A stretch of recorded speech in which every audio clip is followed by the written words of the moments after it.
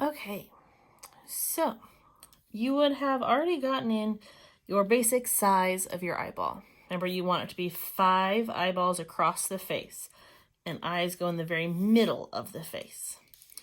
Let's do this eyeball as a right eye. So we're going to pretend our nose is over here to the left. Do a little line here kind of to remind us of our shadow. All right, so we start with our football shape. First thing we want to do is we don't want to keep it a football shape. Eyes aren't actually football. We want to flatten up this lower eyelid just a little bit. Okay. We want to put in a little tear duct over here. So the tear duct is this little bump. Almost looks like the end of a lime or a lemon. Little bump coming from the end. Now this little tear duct is going to be the side closest to the nose. So if I was doing a left eye, I would do it on the opposite side. Okay, so this every side is closest to the nose gets the tear duct. The upper eyelid comes up pretty fast. It's more open than the lower eyelid, so it's got more of a curve to it. But then it's going to straighten out and go down a lot faster in a straighter line.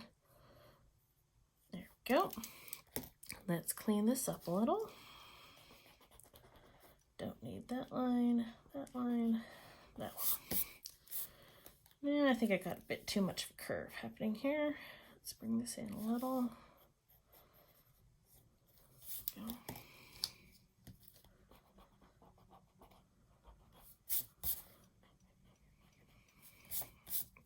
Okay, so we start by putting in the iris of the eye. Iris is the colored part.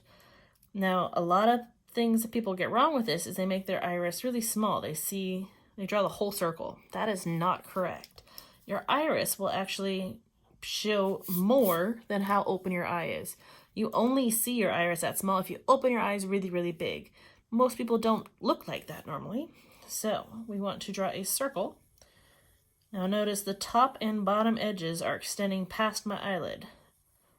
And I also recommend doing like I'm doing. Do a lot of lines, then you can pick which one you like best. Like obviously I wouldn't do this little line there, or that one curving in too sharp. I can see what line I want to use, and then I erase the others. But it goes past the top eyelid and past the bottom eyelid.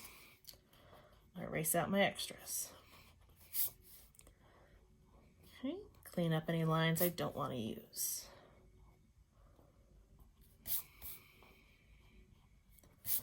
Okay, now the iris is the colored part. Inside we have the black part. We call that the pupil.